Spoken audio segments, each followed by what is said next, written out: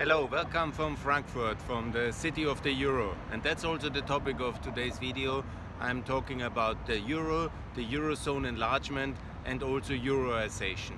Euroization means the unilateral adoption of the euro in Eastern Europe, in the main countries from Albania to Ukraine, from Serbia to Georgia, all the pro-European countries to adopt the euro unilateral very fast in the coming next year or the year after, and also the eurozone enlargement. That means also it's decided Croatia, Bulgaria, and that's already, the ECB has already done that, but also now to make very clear that we have Romania on the pipeline, and I call on the Romanian authorities, political leaders and the European leaders to make sure that Romania joins the eurozone best next year. The same with Bulgaria and with Croatia.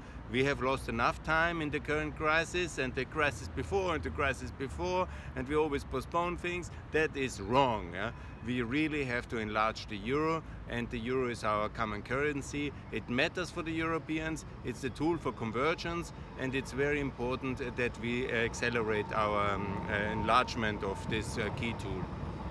I call very much and very important the current peace process you have followed in the White House between Serbia and Kosovo. Kosovo has the euro already, and Montenegro has the euro as well on the same basis, unilaterally adopted after the wars. And what is now important, that in the framework of the peace process between Kosovo and Serbia, that also Serbia adopts the euro. This is really very good for the Serbians. 3 decades of disastrous devaluations will be over forever. The euro is the tool of convergence, of prosperity, of price comparison, of storage, of value, of everything basically in Europe is based on the euro. It's the firm fundament of our prosperity in the European Union, and that's really important that Serbia is joining, but also then Bosnia and North Macedonia, who have already a pegged currency towards the euro, to adopt the euro, and the EU to encourage all of them, and also Albania. Basically then, because 2 countries have it already, Montenegro and Kosovo, so 4 more in the euro. And then obviously it's important Moldova and Ukraine and Georgia, the 3 hopefully soon potential EU candidates. They are not. But the way to achieve this, by all the resistance from the French and from Emmanuel Macron, who is unfortunately not a friend of enlargement, we really have to bypass all the resistance and adopt the euro unilateral. And sovereign nations, all countries are sovereign when they are not in the European Union, when they pool the sovereignty. So sovereign countries, like the candidate countries are, they can decide which currency they want. Do you want to have a disastrous hryvnia, dinar in Serbia, which has such a terrible performance?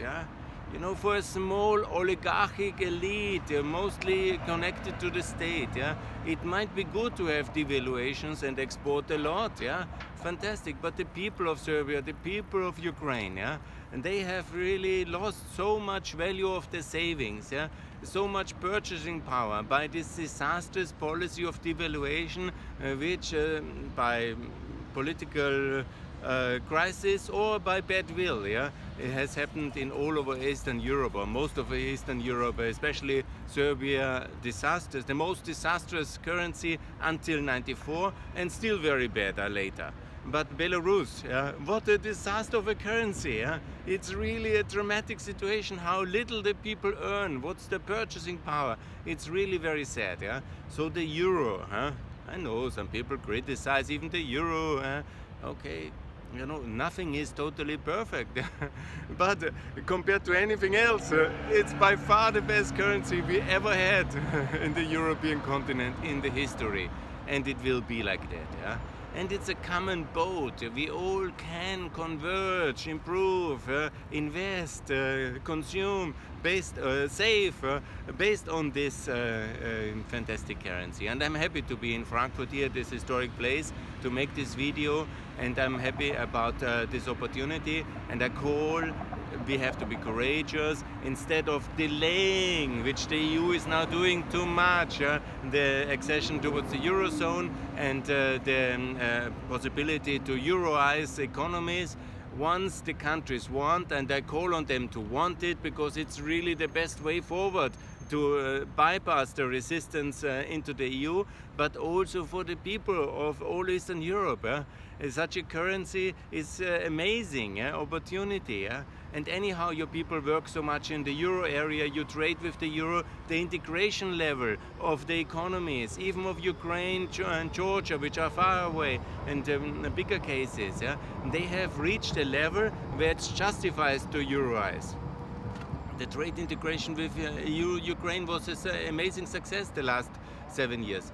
And so I call on everybody, adopt the euro, join the Eurozone, and let's be a little bit more courageous in the coming years, because here at this historic place, when the euro started and where the euro is administered and where the euro is basically localized in a way in Frankfurt, it's an honor for me to be here, and I call to use this tool because it's the best tool we have, and it's really so beneficial for the people of Serbia, of Albania, of Bosnia, of Macedonia, of Moldova, of Ukraine, of Georgia. These are the key countries, and obviously Croatia, Bulgaria, Romania. This is very much important to speed it up.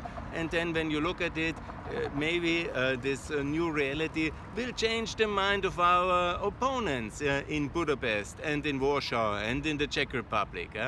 Of course, they are big successful economies now, they are rich elites, some of the oligarchs have billions, so they don't see the need so much. And anyhow, when you are already rich and you don't want to be richer, why not cut the subsidies of the EU towards the Hungarians and towards the Czechs and towards the Poles?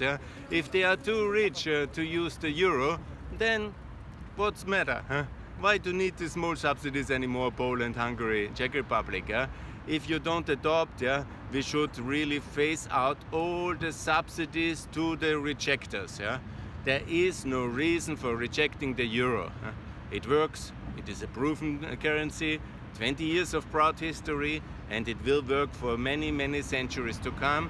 It's a powerful, fantastic, firm fundament and economic tool, and it helps in conversions. Look at the success of Slovakia, much better than GDP per capita, and it was always much poorer. It's than Poland, for example, and then Hungary, and that's amazing.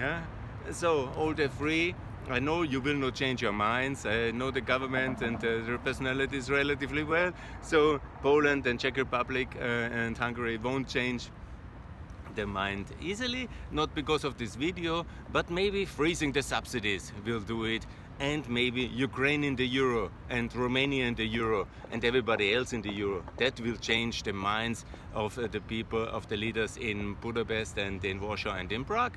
And let's be optimistic that 2024, maybe at the end of the decade, the euro will be the common currency until the border with Russia, with some exemptions obviously, and all the pro-European countries will have adopted the euro, and that will be our answer also to the corona crisis, because that will be an enormous additionally growth impetus with the additional resources from Eastern Europe into the European internal market, and this is what we do have to do now.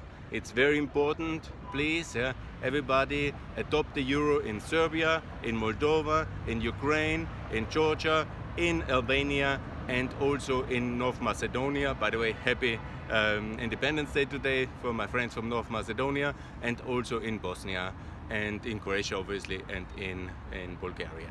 So that's my short message from this beautiful Frankfurt, and I wish you an excellent day, and please adopt the euro. Thanks a lot.